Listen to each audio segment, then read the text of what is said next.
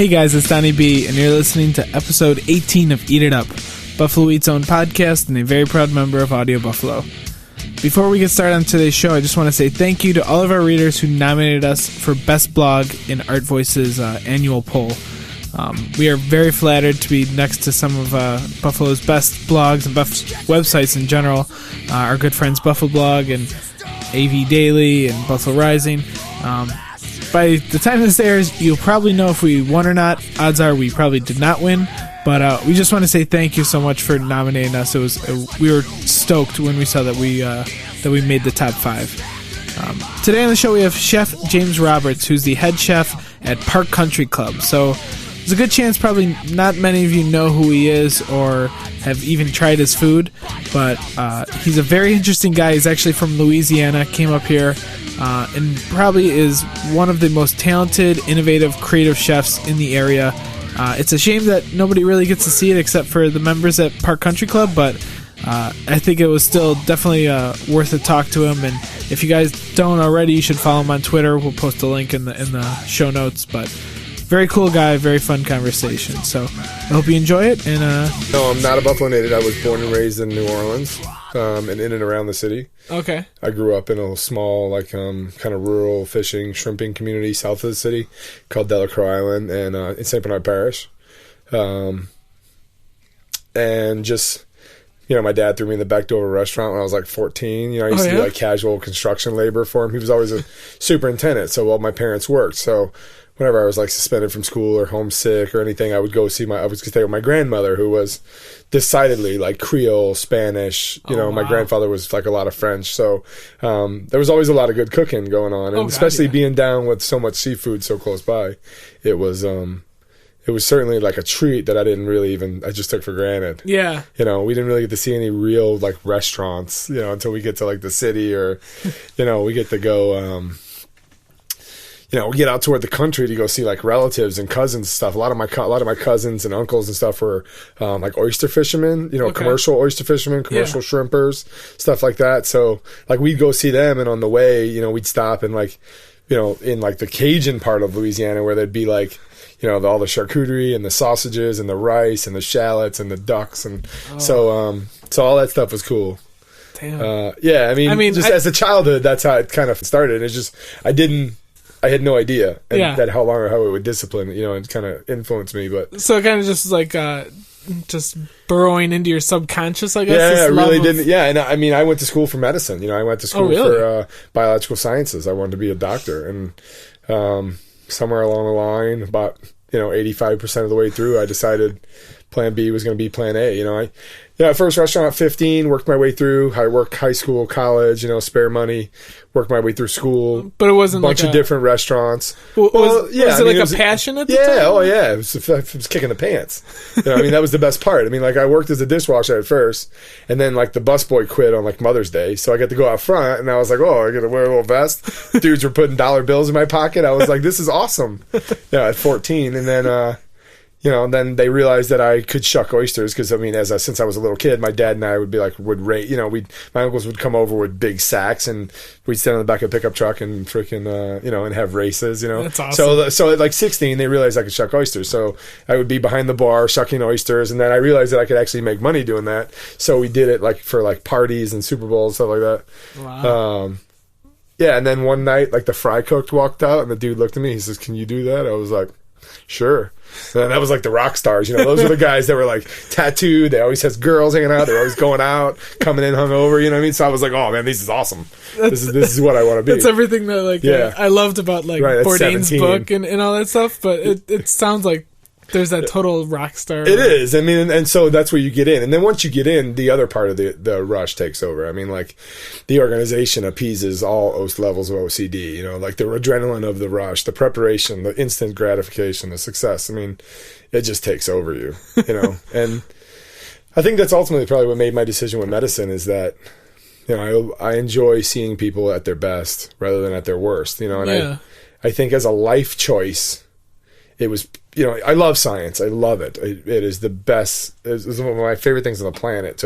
I'm just analytical like that. But having a little bit of exposure to chemistry and anatomy and stuff like that, I mean, certainly transfers. Oh God, yeah. I mean, especially now. If anyone follows you on Twitter and sees, you're preparing things using liquid nitrogen, I mean, there's almost a direct correlation. It is definitely come in handy in more circles lately than it has in the past, but even just the biology part of it, the chemical compounds, like the green and basil, you know what I mean, like why that works and why asparagus turns brown and like all those things kind of kick in when you see somebody like Harold McGee explaining it to food. So it's definitely helpful for sure. That's awesome. Yeah, that's cool. Yeah, and so when you decided that you wanted to bounce from medicine and get into cooking, well, I was working my way through college, and I was at the Southeastern Hammond, Louisiana, and I was still cooking, now more seriously because I realize it can make me more money. Yeah, when you're making $400 or $500 under the table as a college kid, it's like, I mean, it's awesome, and it was. I realized that I was better, that I was good at it. So it became like more of a job. And I just, my work ethic was, work 40 hours, school 40 hours, that's the way it always was. And certainly the workload hasn't changed now, but, when I got an opportunity I was still in Louisiana, never been outside of really like the Gulf Coast states, okay. Just because it was just kind of homebody, just bayou boy. Yeah. And I had an opportunity to move to Rochester, New York with a friend of mine who I was working with in New Orleans at the time at a restaurant as a sous chef. Him and I were living together, and he was like, I got this opportunity through a guy at John Folse or whatever to go to Rochester to work in this restaurant. He's a cool dude. He went up there and visited, and he came in that must have been, it was like 98, but it was like in October or September. So it was beautiful. Yeah. Leaves changing, nice and cool, perfect weather. And he comes back and his eyes are like this big. He's like, man, it's awesome. And he was like me, he's never been outside Louisiana. So I was like, tell the dude if he needs a dishwasher, I'll go. When then knowing full well they were opening a restaurant and they was going to need more help. Yeah. But, so I basically I left my 83 Monte Carlo in an alley. Then it got towed, and then you really just left. And I packed my shit. Yeah, I packed my shit. I called my mom. I said, "Mom, I'm moving to New York." She says, "Don't you know how cold it is?" I said, "I'll get a jacket." And we packed. We put all our money together. Told my boss we needed our last check that Saturday, and Dre and I jumped in his truck and we drove to Rochester. And just kind of blindly, but really, definitely, super cool. Stuck it out for like 2.5 years, and then Dre went back to New Orleans to go back to culinary school. Yeah. And I met a dude by the name of Chef Charles Carroll, who was at Oak Hill Country Club at the time, through some young cooks at the bars. We all got to know each other and whatever. And I heard he was going to Texas he was going to be on the culinary Olympic team for the United States for the ACF. I had no idea what that was, but it sounded super cool. And I knew that the kid Joel actually had become my roommate at the time, who was working for him. They were going to Texas, and I went to him with a resume, and I was like, I know you're making a move. I was like, if you ever need anything, whatever. I was like, here's my information. And he knew me a little bit because he knew the guy I was working for, and he was like, well, what are you doing now? And I was like, nothing. And he's like, let's go. So we went to Texas. Wow. I moved to Houston, Texas to work at my first country club. It was River Oaks Country Club, which is a humongous property. It's like a $12 million food and beverage operation. Jeez. It's like 125 cooks, Jeez. 30 porters. It's just like, all Spanish. I was like one of like 3 white dudes there. You know what I mean? So like I spoke a little bit of Spanish, not as much after I left, but yeah. So I got in pretty easily, and I was like 21, 23 maybe, and just hot shot, just now we're the chef's boys, in this big operation, he brought us in. So of course, like the pressure was there to really kick ass, but we did, and we did fun. And then the culinary Olympic team that year scored one of the highest they had ever scored, and they were doing all their practices at the club.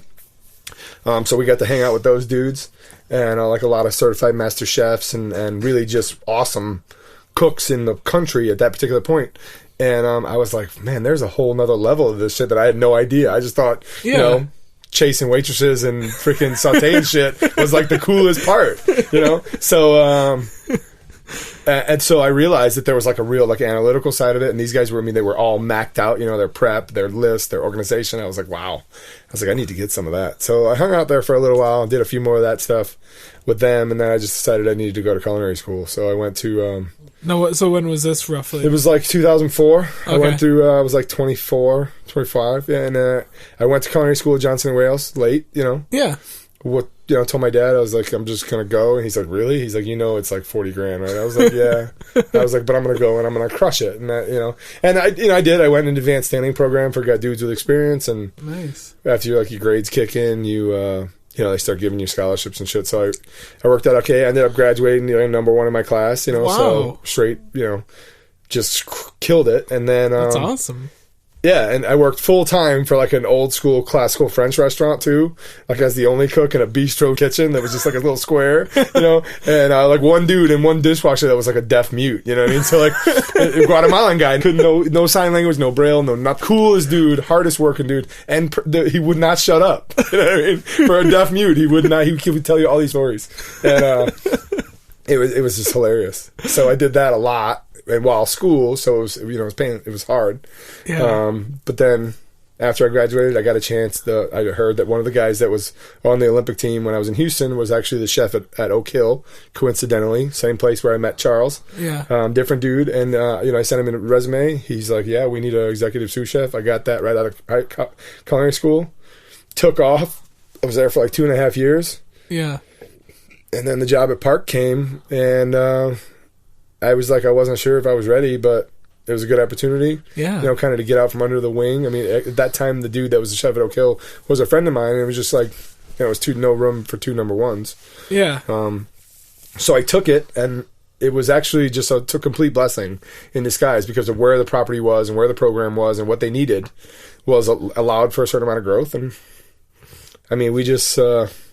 well, now we've turned it into a machine. I mean, it's so how 5 years. 5 later. years? Wow. Yeah. So, they've given me great opportunities. Oh yeah. It is.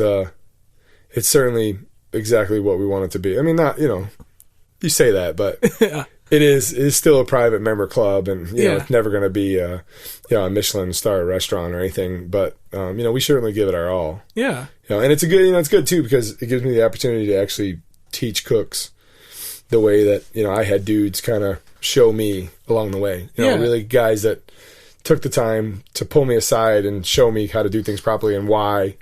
And I try to stress that with them because if I can fill the world with better cooks slowly but surely, we'll all have better food. So true that. Yeah, because when we went out to have drinks a couple weeks ago at Vera, you were telling me about that. You were telling me that like your big thing was to try to send these guys off into bigger and better things. Well, if that necessarily is their path, I mean, we can always use better cooks at the club and in this area. Yeah. Whether or not that opportunity presents itself at the right time is always tricky. Yeah. I've graduated 2 dudes recently who I was inherited at Park that were there previously. They were really great-minded cooks and just didn't really have a lot of leadership, didn't really have a lot of experience, and then certainly didn't have any direction. And I just grabbed them by the shirt one day and was like, "Look, we need to do it this way." And they responded well. And then now they look back on it favorably. They didn't for a while. But, of course, I didn't either. I used to cuss the guy every night. I'd go home and just bitching and screaming that, I'd sit there on the line with my head between my hands, looking at the oven, going, "Why do you not work?" So. I mean, would you consider yourself a pretty hard boss to work for, or are you demanding of your? I'm certainly demanding, expecting probably more like it. Yeah. Definitely demanding. But is that like? But also genuine. I mean, like, they know that it's real, and they also know that I will just run right through them if I have to. Is that something that you picked up from how you best succeeded when you were coming it's kind up? of a combination of leadership styles. I mean, when you work for a bunch of old school dudes that just like throw shit and yell and scream, you realize that it doesn't get you anywhere. Yeah. And today's people are different. Today's kids are different. Today's work ethic is different. It's more of a knowledge base rather than sweat and hammer and nails. For better or worse, I guess. Yeah. So, for better or worse, right? Exactly. And, it's just different. I found, psychological management is important because it is just as important as example management, example leadership. Yeah. I mean, anything runs better when everyone's thinking the same. So if I can kind of tap into each person individually and get the most out of them, however that means, whatever means that is. If it's some people you have to baby, some people you have to. Some people you have to really just hammer them. Yeah. They do not respond unless you scream it in their face. Other people just get completely offended and just shut down. So it's all with kid gloves. I mean, you gotta go. Everybody's different. Because I was thinking, like, when I first started talking to you on Twitter, I was making jokes that I was going to wash your dishes or something like that to eat some of your food. And you made a comment like, dude, you couldn't hold it to my dishwashers here. Well, those dudes are feeling legit. They are the shit. They have outpaced everyone that's ever worked there. When I got there, it used to be a mishmash of like high school kids that would just come in stoned and like dudes that would only work part-time. And they just like, it's like, whatever, I'm all, you're 17, you're 19, whatever, you're only making $8 an hour, whatever you're going to do. But I need you to do a certain amount of work. Yeah. And then I got hooked up with Journey's End. Well, actually, I was washing dishes one night, like on my birthday, like my second year there. It was like 2 a.m. We had been there all day. It'd been like a 12-hour day, 14-hour day. We were after a wedding. All the cooks were in the dish pit just trying to clean up because one of the dudes didn't show up. Yeah. And I was like, you know what, man? Screw this. I left. I went to the back door of every restaurant and I was brand new. It was only like a year. Maybe it was my first year.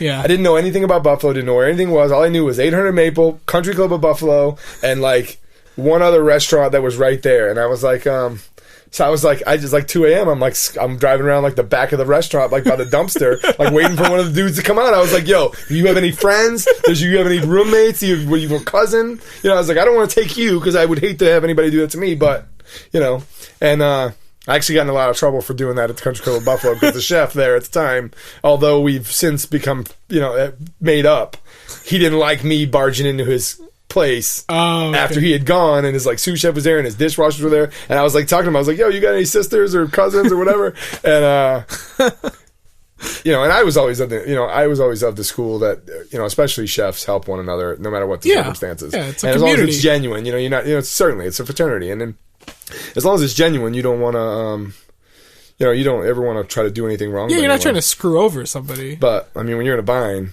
And that's basically what ended up happening. The dude called, for one of the girls was like, yeah, I got somebody. I'll send him your way. I gave him my number. Dude calls me the next day. The chef calls me the next day. He's like, you mother... he's like just straight cussing me at like 7:30 in the morning. I pick up the phone after I'd been washing dishes till 3 a.m. I pick up the phone and I'm like, listen, I was like, I'll tell you what. I'll be down there in 30 minutes. I'll be at the back dock. Meet me out there. So he came outside and I was like, he's like, you should probably start. I said, Dave, listen. Just settle down for a minute. I was like, I came in here on good intentions. I wasn't trying to steer your people, number one. Number two, I'm new to the area. If you were new to the area, I would certainly do the same thing for you. And I thought that was the way things go. Obviously, that's not the way you think. So next time you want to come cuss me to my face. Yeah. And just, he basically was like, oh, it's not like that. And then, like, 2 days later, he called me. He's like, I was kind of out of line. And then he gave me the number for Journey's End. And the refugee. The refugee service. Yeah. And I didn't really kind of know what to think because I didn't know anything about that. But there are some really great people that have a very limited skill set and a very limited exposure to American culture and language, everything, that are really great, genuine, hardworking people and really just want to provide for their families in a new place. And awesome. This is awesome. Yeah. That's great. Yeah, it's I mean, we got a couple guys from there, and then somebody's like, "Oh, I got a friend that wants to work," and then pretty soon it turns into a subculture. They where else can you eat like we do? And they really I've seen your staff meals. Yeah, I mean, those are rare instances, and it's kind of those are when you feel like bragging. Yeah, when it's kind of funny that we have opportunity to do those sort of things, but in reality, a lot of times it's leftover pork roast and 2-day-old mashed potatoes, and it's like it is what it is. It's staff meal. Yeah. We try to make it wholesome and at least fun for the staff, or at least healthy. But you do the best you can. When you got like $1.18 or whatever it is they give me for staff meal, you either eat it in your budget or you try to do the best you can cheaply. Yeah. But yeah, no, I treat those dudes awesome, and they give me their all, which took a lot of work to have the crew I have. You know, I had to go in there and do it with them for a long time because I wouldn't ask any of my staff anything that I wouldn't do myself. So when they first got there, and they're all example people, I mean, you can't, when they speak very little English, you can't really tell them what you want. So I actually had to go and show them all the way around, whether it be, you know, scrubbing the dumpsters or, you know, taking out old bags or lining up the shelves downstairs or, you know, scrubbing the floor at the end of the night or, you know, emptying the dishwasher, whatever it was. I had to show them everything. And I think I earned a lot of trust, like I earned a lot of credit from those guys and even my own in the culinary staff. Yeah. You know, because at one point they were all big fat cats too. There was a point where they didn't clean anything, and the dishwashers just cleaned their own station. I put the kibosh on that super quick. But almost as fast as I ripped the microwave off the saute station when I first got there. The microwave.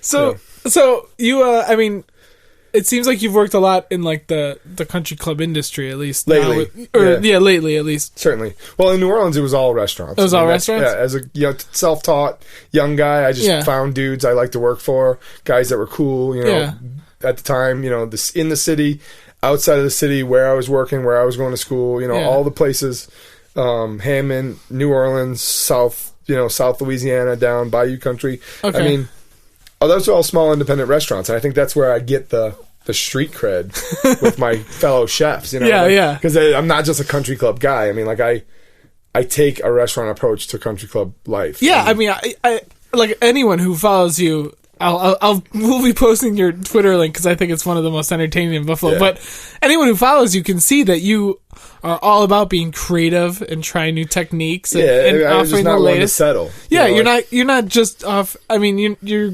I mean, I think the perception of country club dining is kind of tenderloin and asparagus and nothing too exciting. Certainly. Yeah, and I'm sure that's a portion of your I mean, we still make club sandwiches. They're the best club sandwiches there are, though. You know what I mean? Tomatoes are 35 degrees, the bacon's 140. You know what I mean? Like, the bread's perfectly toasted, the mayonnaise is rich. Yeah. You know, I mean, that's the way it is. I mean, that's the way it should be. Yeah. And, you know, it doesn't matter what you're doing. Yeah. You know, if you're going to do it right, you know, you might as well do it right. Yeah. So. I mean, is there a part of you...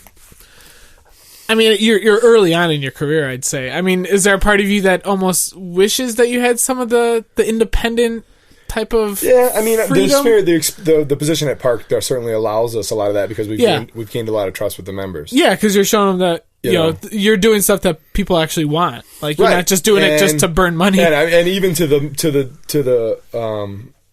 the chagrin of my management staff, you know, like, you know, I have got a couple people on our management staff and on our wait staff, you know, like the front of the house guys that are like, this is, you know, what are you doing? You know what I mean? Like, you know, a lot of these guys are just saloon guys, you know, Buffalo people, and they could certainly well walk through their day very easily and be very successful just doing the norm and just doing what's expected.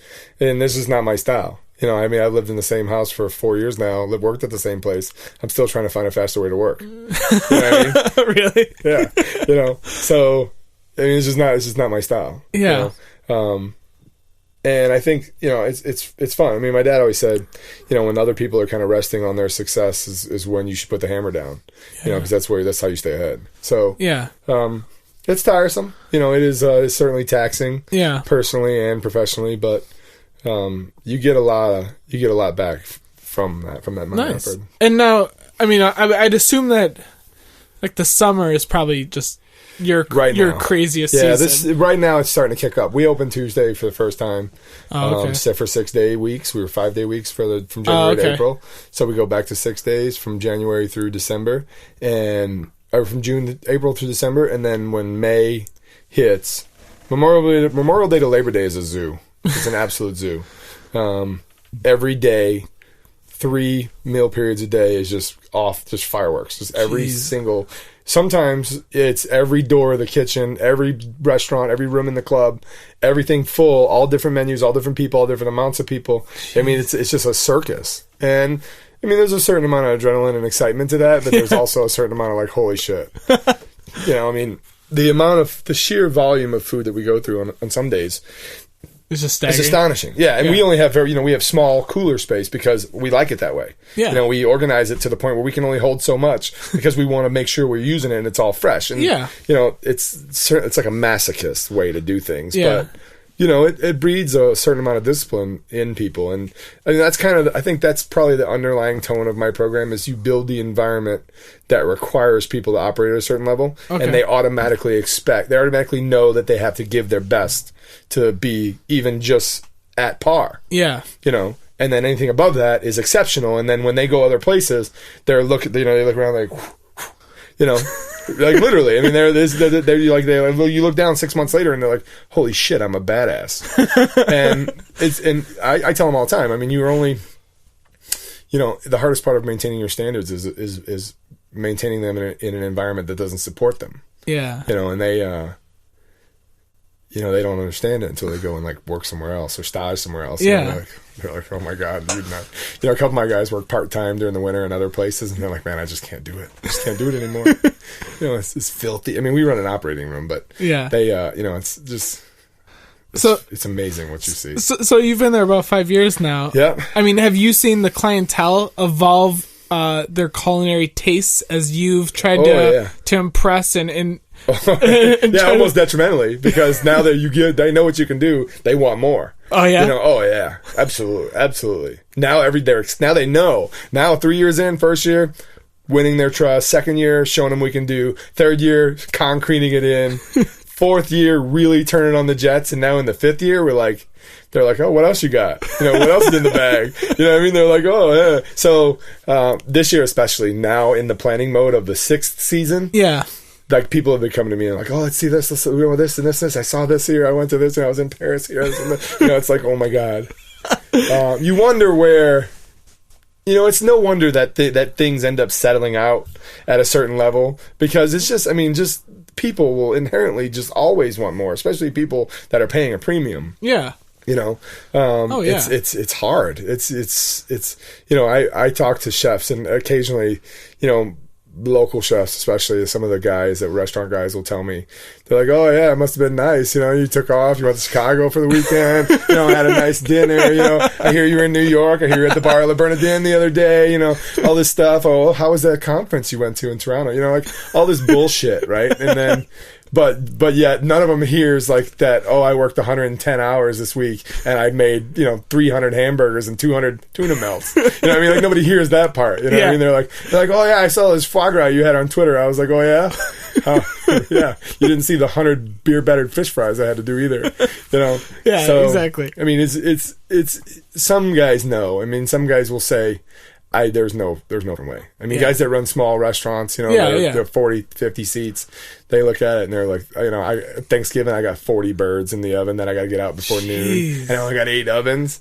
You know what I mean? Like it's a logistics, and there's a spreadsheet, and there's a fire time, there's an order of fire time that I put together, and it's all, it's all a plan. Wow. And as long as they follow the plan, this one's in for 4.5, this one's in for 3.5, this one's in for 2.5. At this particular time, they'll come out and the other one will go in, and they'll all come out nice and perfect as they have to be picked up. You could have like a logistics degree with that kind of stuff.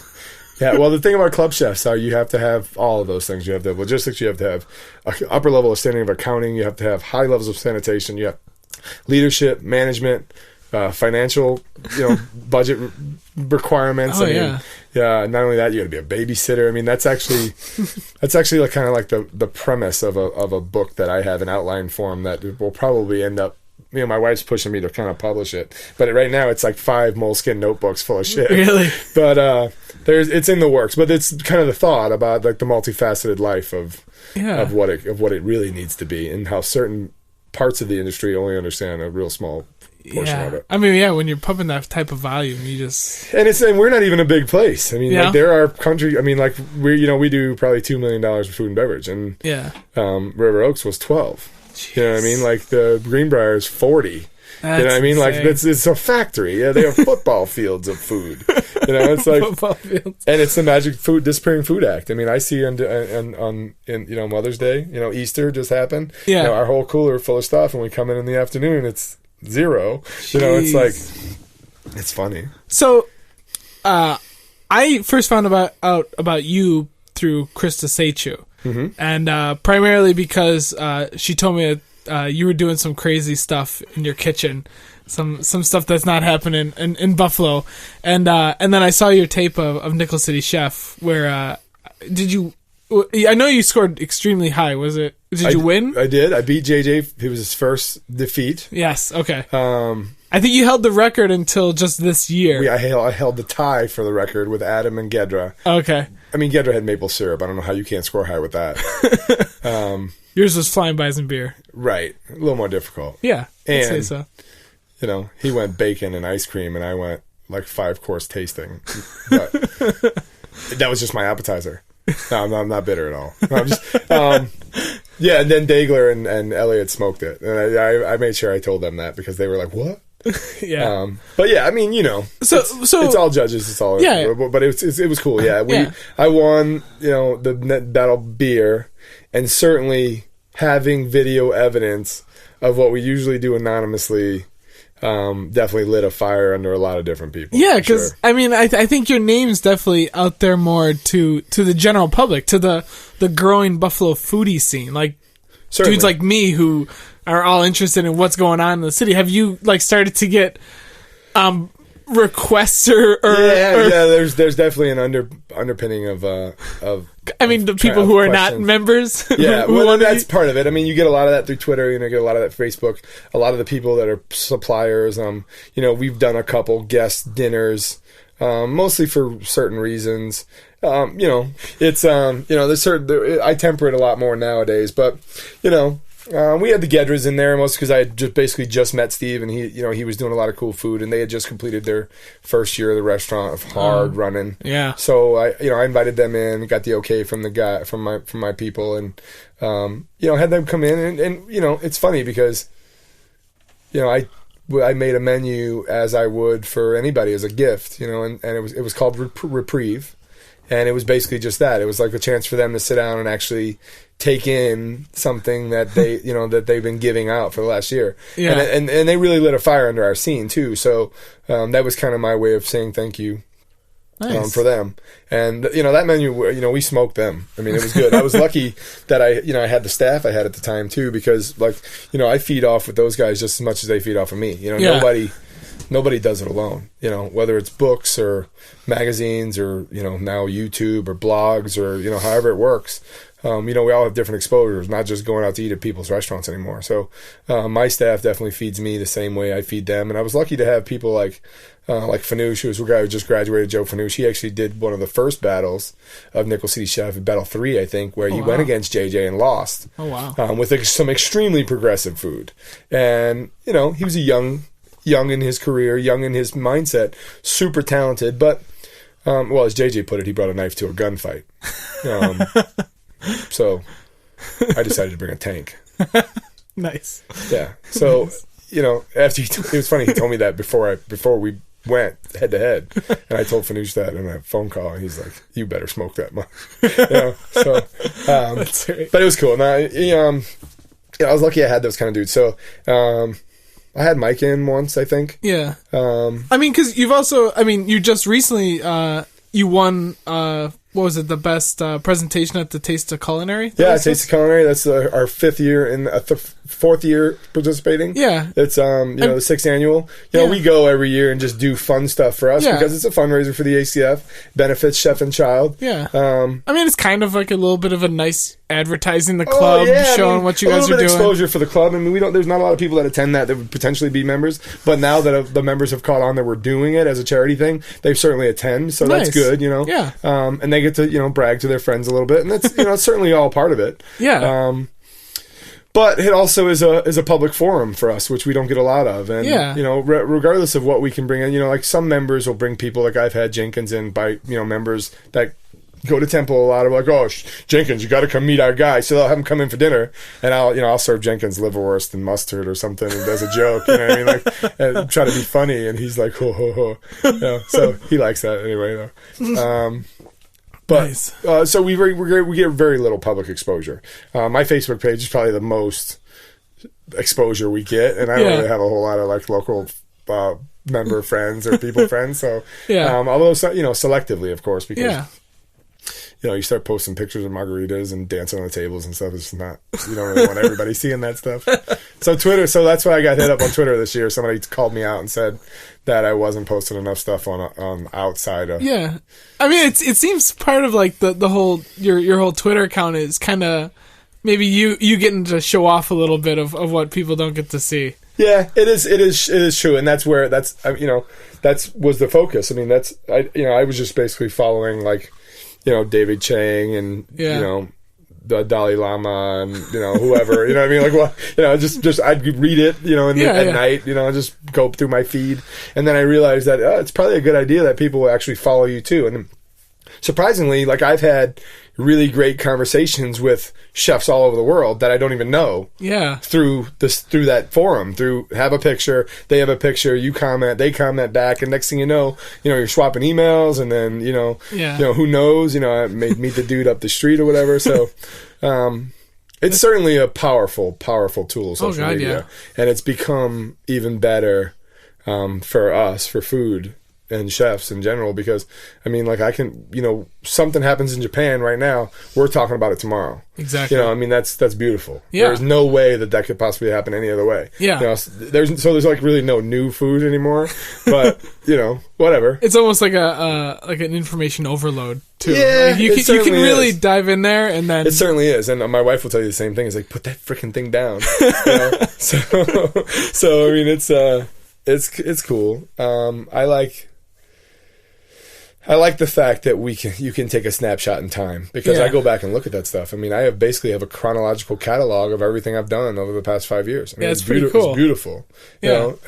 Granted, Zuckerberg owns it, but I could go back and download each one if I wanted to. I could have them again. But it's definitely cool, and it's a better way to get it out there. Yeah. There's definitely a public outcry. I would have a head start, say, if I wanted to try to open a restaurant or something. I would certainly have a head start and a following, as opposed to someone that exactly. Yeah, exactly. You have. I think over the last year, your name has definitely become more well known. Yeah, I've considered public sector stuff too.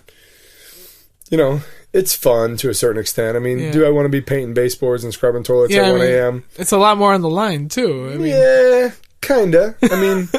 You don't have 500 bosses. True. You know what I mean? That's very true. So, it's a trade. It's just different. Yeah. It really is. And, I enjoy the environment, be able to have environment. For that, I pay the environment back by making sure that I give cooks everything that they need to succeed. So, whereas in a restaurant, you maybe not necessarily can do that. True. You don't have that luxury. All right. So speaking of food all over the world and looking at Twitter, you just recently came back from Chicago. Yes. Where you had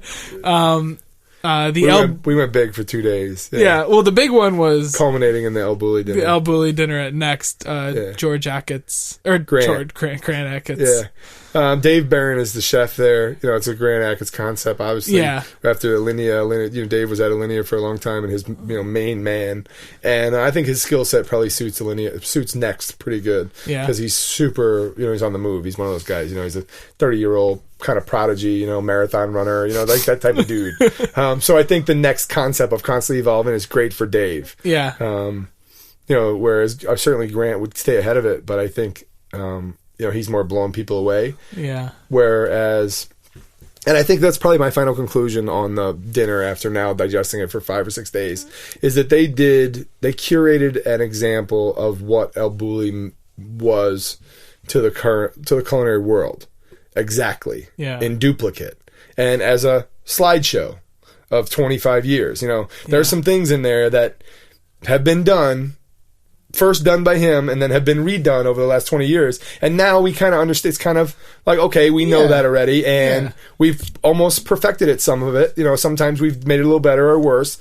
And it is, it's been done before, and now it could be better, but they didn't do that. They did exactly as he did it in 1990 or 1994, and those courses came out, one after another, exactly as Ferran had done it, and that is, that's remarkable. It is remarkable, and they did, Dave will tell you that they did it with 35 dudes at elBulli, whereas Next has 9. Wow. You know what I mean? So, they're really humping. But those guys are also, they're machines. You got to go through Alinea to get over there. That's big. Yeah. As I'm sure Hannah told you, Alinea is probably a different world. Yeah. I've never been in there. I've eaten there. I actually had a really great career-changing meal there in '09 or '08. You know, pre-triple Michelin star, probably 2 stars at the time or 1. But they were, I mean, they were just turning the world on end. That's awesome. And for me, thinking about food, how you conceptualize what it is, and how to present it, and how to think about how you're going to make it. The whole concept certainly changed for me after that meal, for sure. And then now with Next.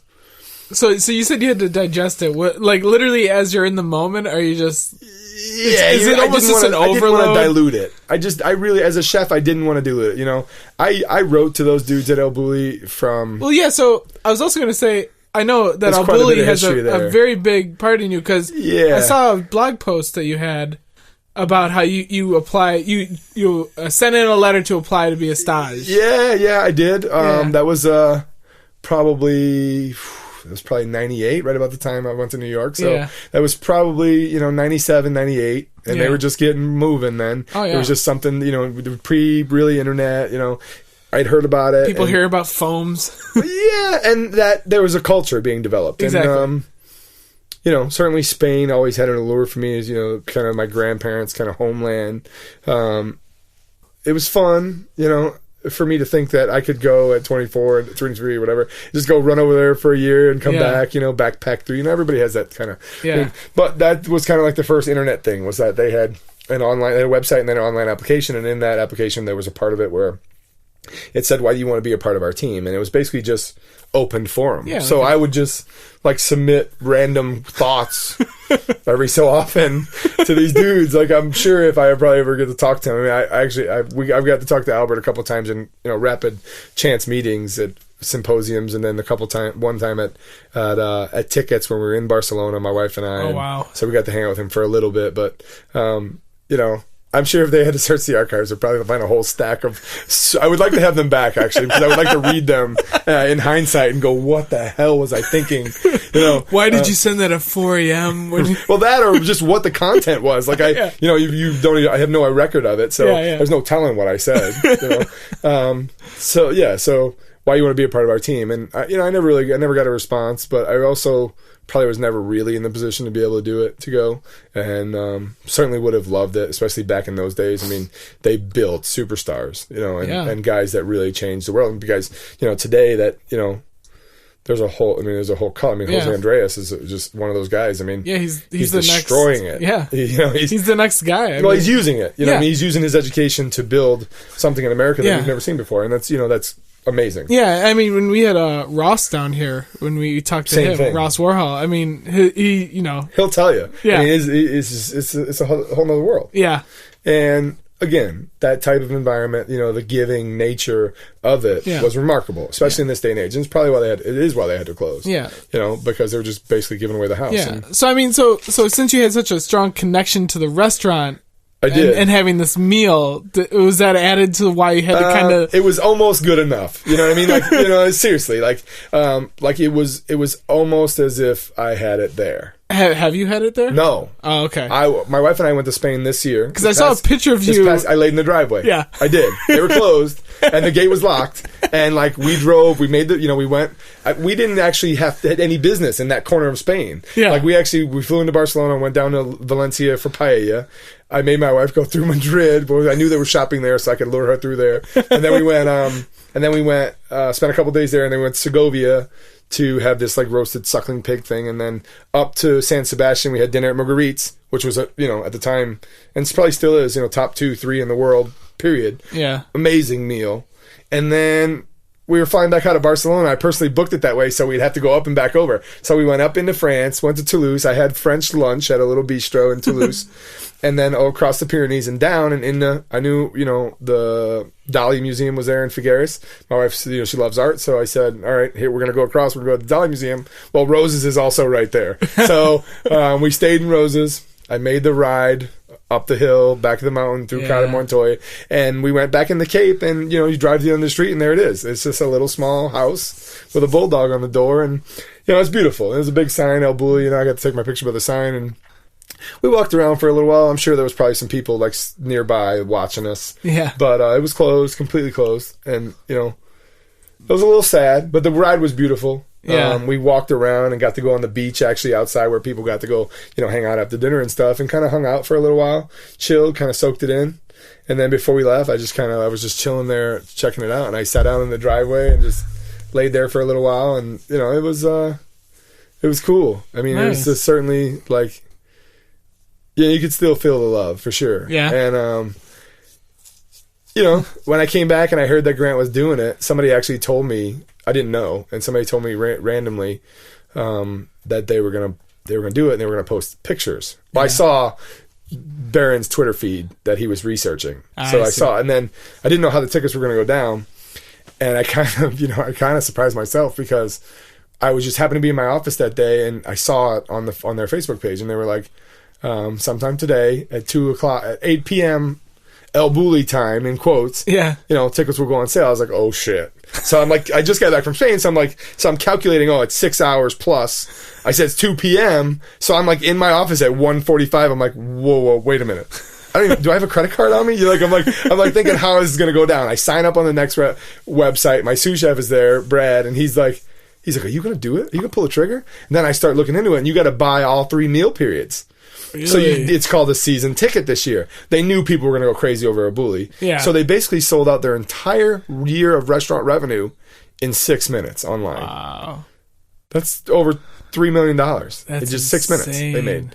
Sold not going to be an empty seat the whole year. That's insane. Because everybody wanted the 2,600 elBulli seats. Wow. So you basically had to be in you had to hit the button within like a minute and a half to get in the queue. And 2,600 people got in the queue. The first 900 actually were able to buy before they ran out. Because you could buy in multiples of 6 or 4 or 2. Yeah. And you were allowed 2 tables per person, but you had to buy them. So elBulli was expensive. You had to buy a 2-top, a 4-top, or a 6-top. But then you also had to buy that same size table for Kyoto and Sicily the rest of the year. So, you end up spending a lot of coin. My wife looked at me when I got home. I told her what I did. She was like, "You did what?" She was so mad. She was pissed. She was really so angry. But she's not so angry anymore.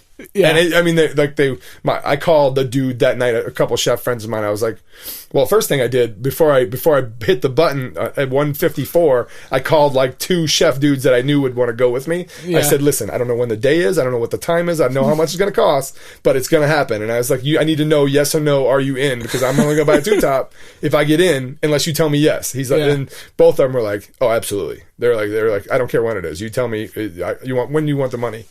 Wow. So I got in. Actually, I didn't get in. I was 1,650 out of the 2,600, and then a chef friend of mine in New York was 720, and his dad was 310. So his dad bought them tickets. Wow. And then at about 650, I realized there was no chance. And I texted him. I was like, "Yo, I know you got 720." I was like, "Are you going to use it, or what are you going to do?" He's like, "I'm actually eating right now. I'll text you back." 5 minutes later, he texts me back. He says, "I just got the email that says you have an hour to buy tickets." He says, "If you want them, you can have my login." So he gave me his login, and I actually bought under his name and then transferred to my name. Wow. So I got lucky. Little chefy camaraderie. That's awesome. Yeah, but it was good. It was. We did the aviary thing the night before. We went to Big Star, had tacos and whiskey, and then we went Publican for a beer, and then we went to the aviary, which is the cocktail bar next to next, and it's all that same type of stuff. And they were doing a second part of elBulli menu in cocktails and snacks. So we did that Saturday. It was actually funny as hell because it was raining its balls off, and the place was flooding. Water was coming in the kitchen, and they were squeegeeing it, and the basement and everything. And they were just like, "We don't know, we got a plan, but we can't help you." And I was like, all right. By that point, we'd already had enough. But yeah. And then the next night, we showed up, 5:45 on the nose, and man, it was good. It was really, 29 courses. They load you down. how do you even keep going? They're all, some of them are tiny, you know what I mean? And then they pair wines and stuff. And at first you're like, oh, this stuff's good. And then you realize, whoa, you got 20 more drinks to go. You might want to slow down. But my wife is 100 pounds, you know what I mean? She's a 2-drink maximum. She's on 19. She's going, man, this is great. So it was funny. She definitely felt it the next day, but that's great. It was good. It was certainly conceptually probably one of the best meals I've had. The idea that someone created it over a spectrum of years, and it was a catalog, an exhibit of a restaurant was genius. Yeah. And the execution from next however faulted it was, original recipe certainly was amazing. That's awesome. I'm very jealous. Yeah, it was good. Very jealous. I mean, I wasn't necessarily jealous of the bill, when I paid it, but it was. I mean, certainly. I mean, it's all worth it. And, when it comes out in the end, if it comes out in a career somewhere, that it benefits me later on down the line, cooking, it's a good investment. It's R&D right there. Yeah. Oh yeah. All right. I guess we'll probably wrap up. I know that you are So tell me the event that's coming up. Not this weekend, but next weekend. Right. This weekend is Terroir in Toronto. Next weekend is the ACF Northeast Regional Conference. Yeah. And the ACF is the American Culinary Federation. It's kind of the governing body of accreditation of chefs and, a federation, so to speak. Yeah. Local chapters all over the country. Every year they have 4 regional conferences and a national conference, which is in St. Augustine or Orlando. And the regional conferences, Northeast, South, East, West, Central, whatever, all select a couple chapters, maybe all the chapters select a Chef of the Year candidate, and then through a nomination process and resume and kind of your bio, and you can be selected to be one of 4 to compete at the regional conference in the Chef of the Year competition. In which you are. Which I am one of the contestants, and I happen to be the host chapter contestant, which is cool because it's right here in Niagara Falls. Yeah. And it's certainly, an honor to be picked by your peers, even if it is just the ACF community. Yeah. To be their best representative to win at a conference. I'm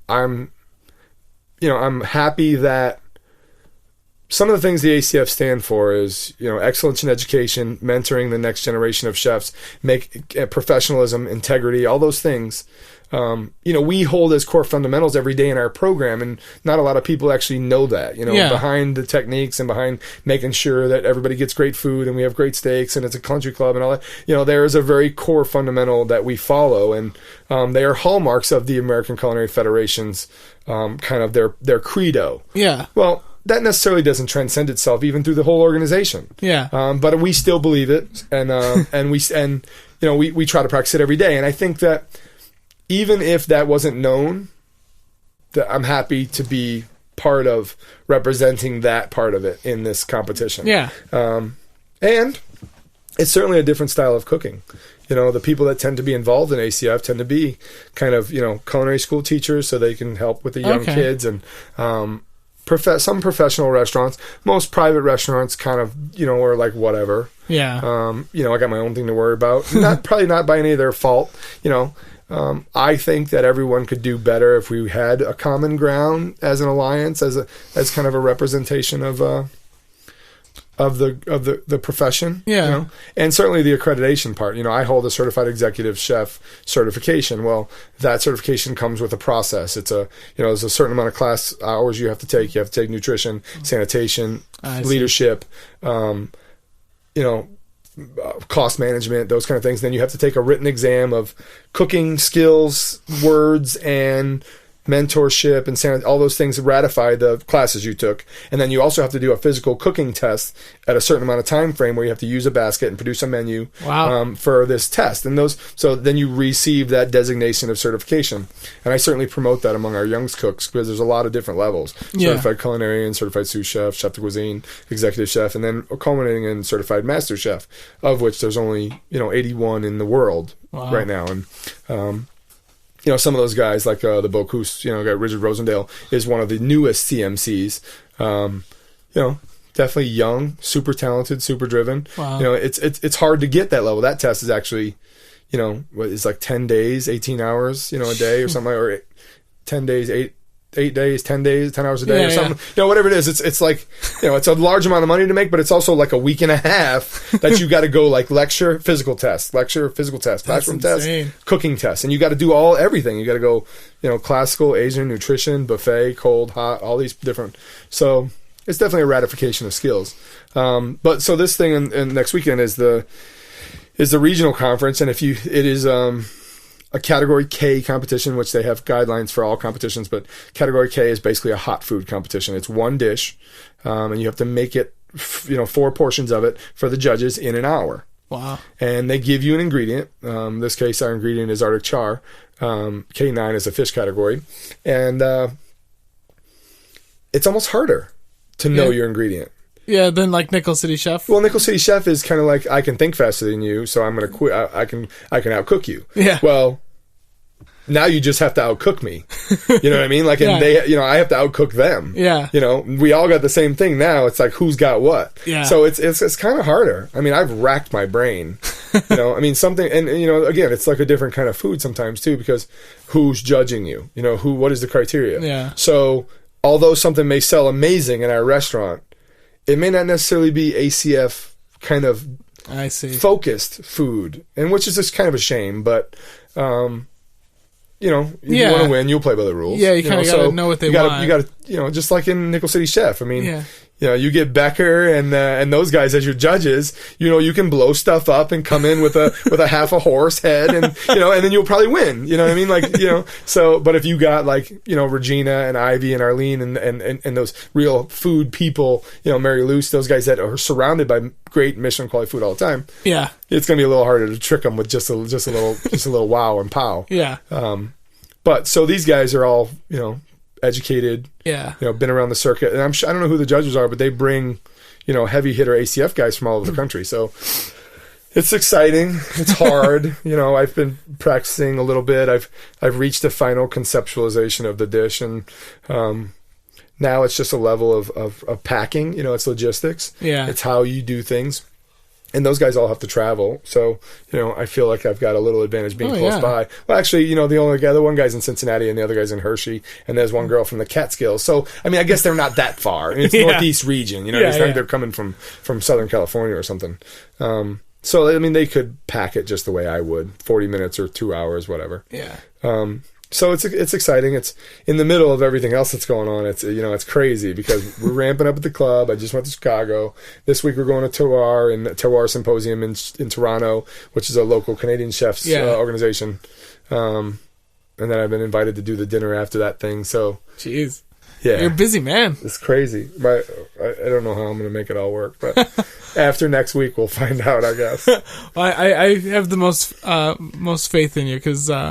From what I've seen, you're an incredibly talented chef. So, well, thank you. I'll be fortunate to be there, and I'm looking forward to it. Yeah, no, it's going to be fun. I think people are kind of thinking it's going to be this big glamorous competition, like cheering section and everything. Yeah, I'm pretty sure it's going to be in Niagara County Community College because they have the classrooms to be able to do it. And although it will be an intense environment, you're basically roped off in an 8x8 foot area with a 4-burner stove and a table with a couple outlets. So it's going to be interesting. It's it's definitely going to be tough. I'm looking forward to it, though. It's certainly an honor. And if you move on, you go on to nationals and, you add your name to the list of national competitors, which, I mean, it's been going on since 1963. There's some real, just influential leaders in our industry that are on that list. So nice. That's good company. I'd love that opportunity. Yeah, certainly. All right. Well, James, thank you so much for coming down here. Thank you. It was a fun talk, and I'm glad I get to know a little bit more about you. Yeah. You're one of those guests where I don't know a lot of the backstory before you got here, and I'm glad we got to talk about it. I hope it wasn't too long-winded, but is. It's been a fun journey. I think it's definitely only the beginning. Yeah. The beauty of our industry today is that it is, it's anybody's game. Yeah. Genius is springing up every day around you. So, you got to watch who you're talking to, but also you got to make sure that you're treating those people the same way you would want to be treated because it is, everybody's going to need a hand sooner or later. So I hope that if anything, I hope that is what's more contagious about our program. Yeah. Is that it's just the goodwill and keep it going. Nice. Certainly. Very well said. Thank you. All right. Thanks, James. Yeah.